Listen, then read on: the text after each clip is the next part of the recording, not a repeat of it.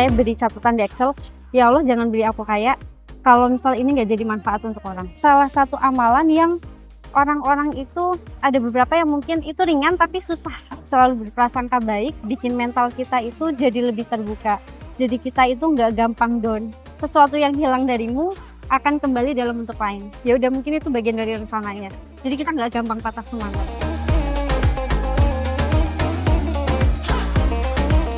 Amalan khususnya ya sering baca Al-Quran, terutama di surat Al-Mulk itu yang ayat 29 yang menjelaskan tentang keberkahan dunia dan akhirat.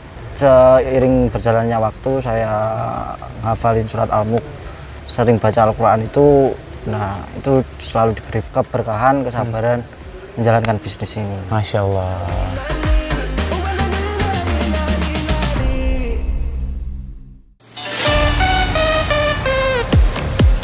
Assalamualaikum warahmatullahi wabarakatuh. Jumpa lagi bareng saya, Anof Prabowo, dari kota Seribu Pesona, Kebumen, Jawa Tengah. Dan saat ini saya bersama dengan Mbak Mida, seorang pengusaha fashion muslimah. Beliau ini memiliki amalan jalur langit yang luar biasa. Sering bagi-bagi jilbab, membawa bisnisnya yang hanya bermodal 400.000, kini dalam waktu 5 tahun bisa meraup omset hingga ratusan juta rupiah. Masya Allah. Pejuang Langit, saat ini saya sudah sampai di Kebumen nih. Kita lagi ada di depan Tugu Lawet ya Mbak ya? Betul. Nah, saya sudah bersama dengan Mbak Mida. Mbak Mida ini adalah sosok pejuang langit yang punya amalan yang sangat luar biasa. Nah, salah satu amalan jalur langitnya nih ada di dalam tas ini nih. Penasaran kan? Sekarang kita mau pergi ke pasar, mau beli kebutuhan di rumah Mbak ya, sayur Jay. Nah, ikutin kita terus ya.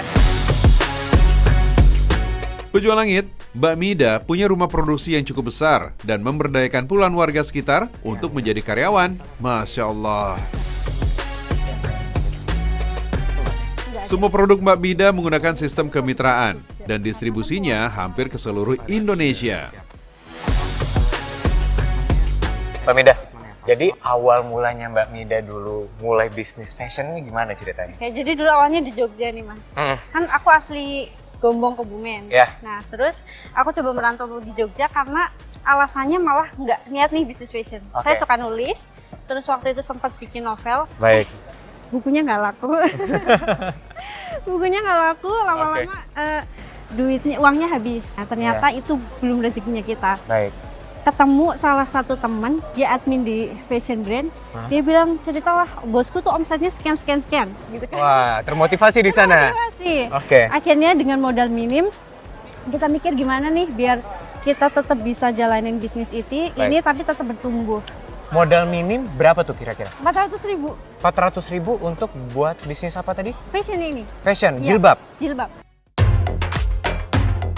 Pejuang Langit, keputusan Mbak Mida untuk menekuni fashion muslimah, terutama jilbab, tampaknya bukan hanya coba-coba, tapi dengan pertimbangan yang matang karena hijab ini telah menjadi fashion yang digemari para wanita muslimah di Indonesia.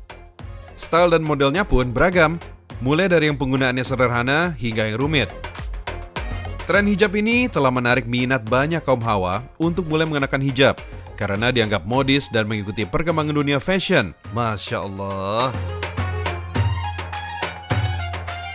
Menurut guru saya, dalam Islam, tidak ada larangan bagi kaum hawa untuk berhias, namun tetap dalam batas yang wajar dan tidak berlebihan.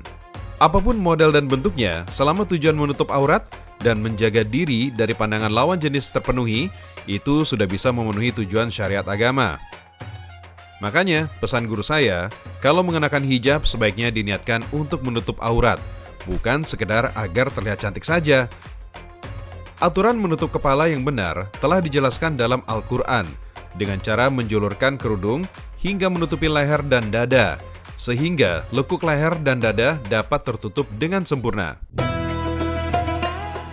Allah Subhanahu wa Ta'ala berfirman, "Hendaklah mereka menutupkan kerudungnya ke dadanya." Quran Surat An-Nur ayat 31. Dalam syariat agama, pakaian wanita bukan hanya sebatas asal tertutup saja, tapi ada beberapa ketentuan, diantaranya longgar dan tidak terawang atau tembus pandang. Subhanallah, ternyata pilihan Mbak Mida menekuni fashion muslimah. Dengan disertai amalan yang ikhlas, keberkahannya pun luar biasa.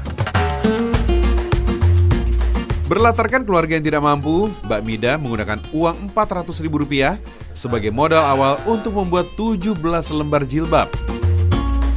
Tak disangka-sangka, kerjasamanya antara suami yang saat itu masih menjadi seorang teman, menjadi awal mula bisnis jilbabnya. Mbak Mida bercerita, awal membuka usahanya, untuk menghemat bagian promosi, dirinya mau tidak mau harus menjadi model jilbab sebagai contoh bagi para pembelinya.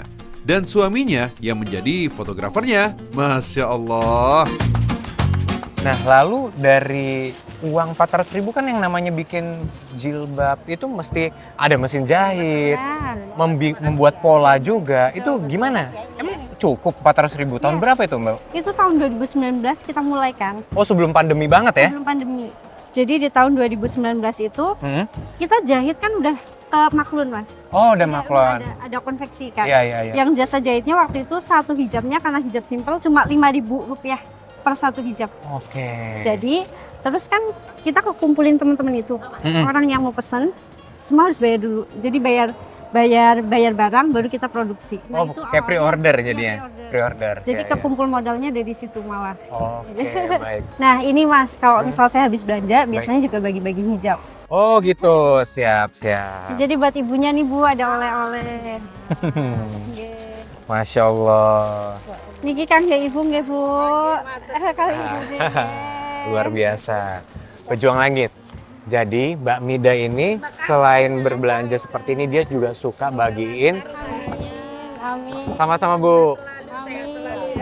Amin. Mbak Mida ini suka bagi-bagiin brandnya nih, brand hijabnya ke ibu-ibu yang ada di pasar. Jadi nggak hanya di pasar ya? Ya, kadang kita ada perkumpulan kayak ibu-ibu Fatayat namanya. Oke. Itu setiap kayak misal mau bazar, menjelang Ramadan, kita biasanya buka itu. Pejuang Langit, bagaimana Mbak Mida memperlakukan dagangannya? Mengingatkan akan pesan guru saya yang menyebut firman Allah Subhanahu wa Ta'ala.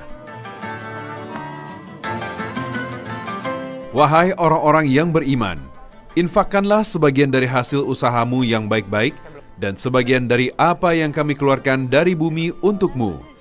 Janganlah kamu memilih yang buruk untuk kamu infakkan, padahal kamu tidak mau mengambilnya, kecuali dengan memicingkan mata enggan terhadapnya.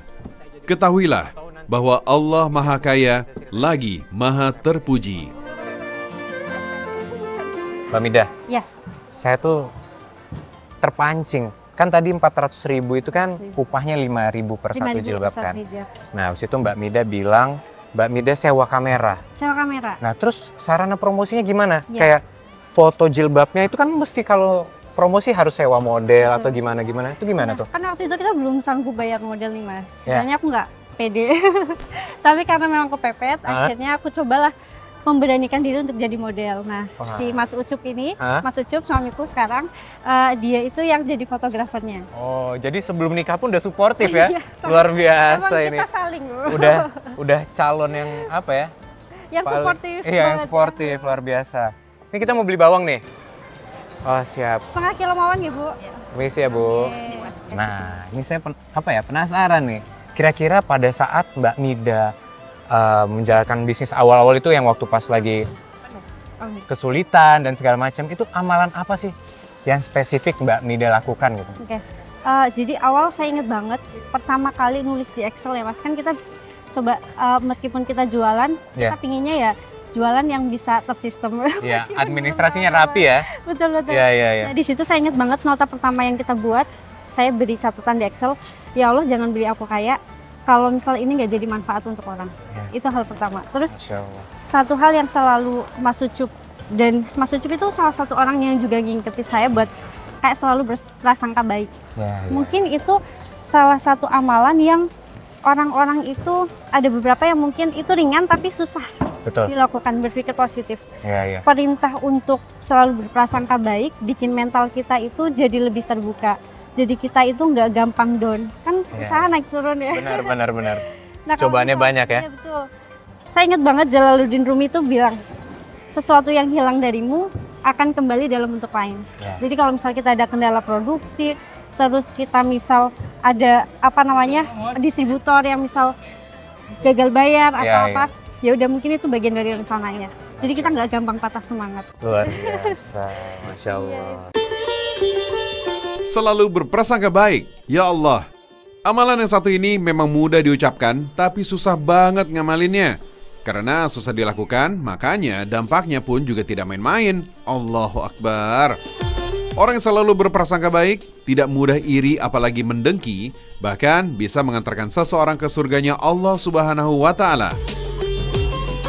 Gak heran ya, usaha yang Mbak Mida rintis dari tahun 2019, dalam waktu 5 tahun, kini sudah beromset ratusan juta per bulan, dengan ratusan kemitraan dan konveksi di seluruh Indonesia. Mbak Mida meyakini, keberkahan itu tidak lepas dari amalan-amalannya selama ini. Allah Azza wa Jalla memberi kemudahan di setiap langkahnya. Hal itu terbukti karena dalam proses penjualan dan promosi, Mbak Mida selalu dipertemukan dengan orang-orang baik yang membantunya. Wah. Iya nggak Bu? Setengah kilo pinten Bu?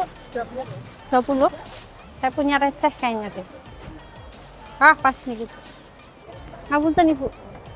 Ibu saya punya rezeki buat Ibu. Hijab ya. Nih buat Ibu, semoga bermanfaat ya Bu. Doakan supaya rezekinya tetap lancar juga.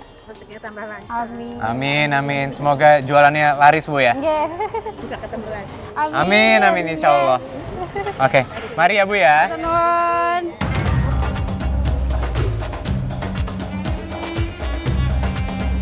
Oke, semangkanya pinten Bu? Maka sekilonya 12.000. Ki sing seger ndi Bu? Ki seger banget Ibu. Nih, ini ya Bu. Jal. Ditimbang pinten? Semua aja Bu. Mbak Mida, Iya. jadi kan sekarang bisnis udah berkembang nih, udah besar banget ketimbang dari tahun 2019 kan. Nah, tentunya tadi kan amalannya Mbak Mida tadi bersedekah, udah gitu doa dari orang tua. Nah, ada nggak sih amalan-amalan spesifik yang rutin Mbak Mida lakukan sendiri atau mungkin sama keluarga gitu? Nggak apa-apa ini ya. Ya, nggak apa-apa. Oke, jadi semoga tetap konsisten di istiqomah. Istiqomah, Tapi insya Allah. sejauh ini saya dan suami kita saling membangunkan sebenarnya pas sebelum subuh, tapi masih masuk waktu tahajud, kita sholat tahajud dulu. Habis itu kita coba baca bismillah 1000 kali, sholat sunnah sebelum subuh, lanjut sholat subuh, habis itu kita mulai aktivitasnya. Luar biasa. Oh, jadi memang itu udah rutin ya dilakukan? Rutin, insya Allah. Luar biasa. Berarti tahajud di sepertiga malam ya, sepertiga malam udah gitu qobliyah subuh dulu. Baca bismillah 1000 kali. Oh, baca bismillah 1000 kali. Oh, berarti ada zikir ya. Zikir bismillah 1000 kali, qobliyah subuh baru subuh. Betul. Sangat menginspirasi ya pejuang langit. Ternyata kalau kita menjadikan akhirat sebagai tujuan hidup, Allah akan memaksa dunia tunduk pada kita. Guru saya pernah berpesan dengan menyebut hadis Nabi SAW. Barang siapa tujuan hidupnya adalah dunia, maka Allah akan mencerai-beraikan urusannya, menjadikan kefakiran di kedua pelupuk matanya, dan ia tidak mendapatkan dunia kecuali menurut ketentuan yang telah ditetapkan baginya. Barang siapa yang niat tujuan hidupnya adalah negeri akhirat, Allah akan mengumpulkan urusannya, menjadikan kekayaan di hatinya, dan dunia akan mendatanginya dalam keadaan hina. Ibu, saya mau bagi-bagi rezeki ya Bu. Ini ada hijab. Ibu mau pilih yang mana? Warna yang Coklat apa yang pink? ngajak. Oh, yang pink. Nggih. Kelihatannya Nggih, boleh. kelihatannya memang suka warna pink. Bajunya pakai apa? Bajunya juga ini hijabnya simple. Kan ada orang yang suka segi 4. Iya, iya. Tapi ini instan, jadi langsung slup, Bu. Oh, bisa ini langsung dipakai. Ini jilbab pertamanya kita yang baru pertama kali produksi di 2019. Masya Allah. Iya, betul. Masya Allah, jilbabnya bagus banget ya Bu ya. Nih, saya juga penasaran nih. Iya. Kok hari ini suaminya Mbak Mida juga nggak ikutan nih? Iya, soalnya sibuk bantuin produksi di rumah. Oh, produksi jilbab? Ya, produksi Wah, jilbab, luar biasa. gamis juga. Oh, ada gamis juga? Ada gamis. Wah, saya bisa lihat dong. Ya, boleh. Pejuang langit, alhamdulillah saya diberi kesempatan untuk ke rumah produksi milik Mbak Mida. Dan ketika sampai, Masya Allah sekali, Meski berada di tengah desa, tapi rumah produksinya memiliki ruang yang besar, lengkap dengan ruang pemesanan, foto, pemotongan kain, hingga packing. Nah, di rumah produksi ini saya akan bertemu dengan sosok suami Mbak Mida, namanya Mas Ucup. Masih milenial, tapi juga memiliki amalan yang luar biasa. Usahanya ini sempat diterpa kerugian hingga ratusan juta rupiah. Tapi Mas Ucup selalu menerapkan husnuzan kepada Allah. Dengan amalan itu, berhasil membuat usaha Mas Ucup dan Mbak Mida semakin mendapatkan keberkahan. Bahkan, sampai brandnya bisa tampil di fashion show internasional. Masya Allah. Nah, saya tuh masih takjub karena cerita dari Mbak Mida kan katanya dulu modal cuma 400.000, Iya, sekarang punya warehouse Ya, sebesar ini gitu. Alhamdulillah. Luar biasa. Nah, yang namanya jalanin bisnis kayak gini kan nggak gampang, Iya. pasti ada suka dukanya. naik turunnya Nah, gimana tuh Mas Ucup ngadapin setiap kali ada dapat kesulitan, dapat cobaan gitu, Mas? Oke, jadi gini Mas, dulu tuh pernah kita ditipu Mas sebenarnya. Itu mungkin case yang paling berat di kita dulu. Waktu awal-awal mulai terus kita ketipu ratusan juta itu Mas. Ratusan juta? Ya, Ketipu sama siapa? sama vendor Mas di daerah Jawa Barat Mas. Oh.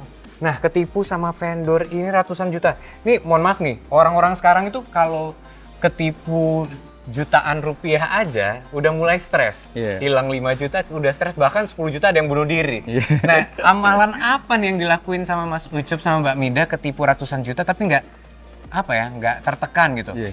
Jadi dari banyaknya pengalaman-pengalaman pahit yang kita alami, itu membawa sebuah pemahaman bahwa hidup itu ternyata bukan tentang peristiwa, Baik, tapi tentang nilai apa yang kamu ambil dari setiap peristiwa tersebut, Mas. oke. Jadi kan di hadis qudsi ya, Nah, Allah tuh bilang bahwa aku seperti prasangka hambaku terhadapku. iya. Jadi kita tinggal mau ngambil apa nih Mas dari setiap peristiwa tersebut. Iya. Contohnya misal kita kecelakaan, di dalam setiap kecelakaan itu kita bisa saja mengambil dua hal, nilai buruk atau nilai baik kan. Bisa saja kita menyalahkan keadaan atau kita bersyukur ya untung cuma tangannya yang patah tidak sama kakinya gitu loh Mas. Sepakat. Masya Allah, pejuang langit. Pengalaman Mas Ucup ini benar-benar melecut diri saya untuk selalu berprasangka baik pada Allah. Apapun yang terjadi, sekalipun sangat pahit. Dalam sebuah hadis qudsi Rasulullah SAW bersabda, Allah berfirman, Aku selalu menuruti persangkaan hambaku kepadaku. Apabila ia berprasangka baik, maka ia akan mendapatkan kebaikan. Adapun bila ia berprasangka buruk kepadaku, maka dia akan mendapatkan keburukan. Kalau kata guru saya, prasangka baik pada Allah itu adalah jalan yang terang untuk memahami takdir Allah. Modal prasangka baik ini sangat dirasakan dalam merintis usaha Mas Ucup dan Mbak Mida. Dengan selalu berprasangka baik kepada Allah, banyak kemudahan dan keberkahan dirasakan. Uang yang hilang diganti dalam kurun waktu 1 tahun saja. Bahkan dari untung bisnis ini pula membawa Mbak Mida dan Mas Ucup di tahun 2019 menikah. Masya Allah.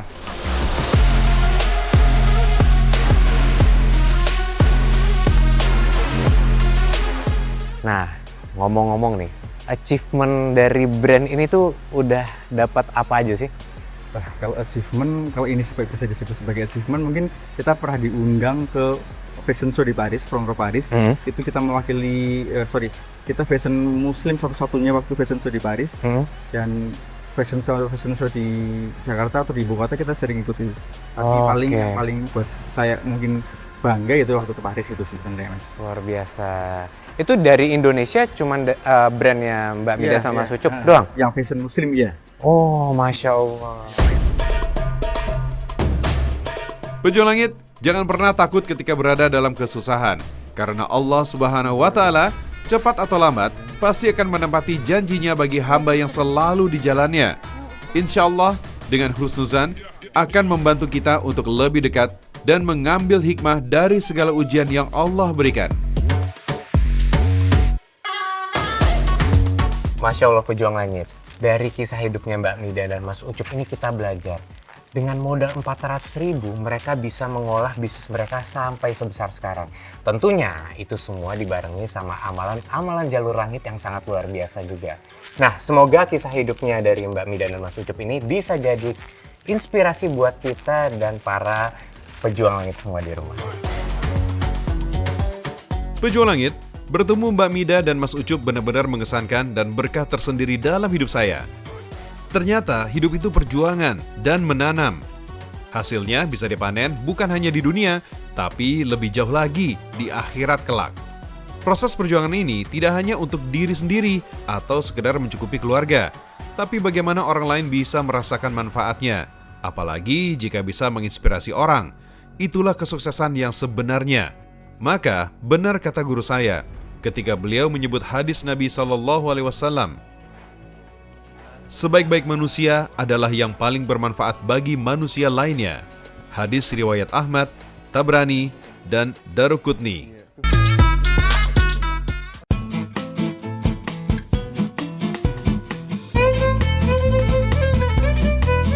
Kalau amalan khususnya ya sering baca Al-Quran, ya, terutama di surat Al-Mulk itu yang ayat 29 yang menjelaskan tentang keberkahan dunia dan akhirat. Omset kira-kira kalau udah panen semuanya, kalau udah panen massal gini. Ya kurang lebih ya satu Satu apa nih? 1 M. M.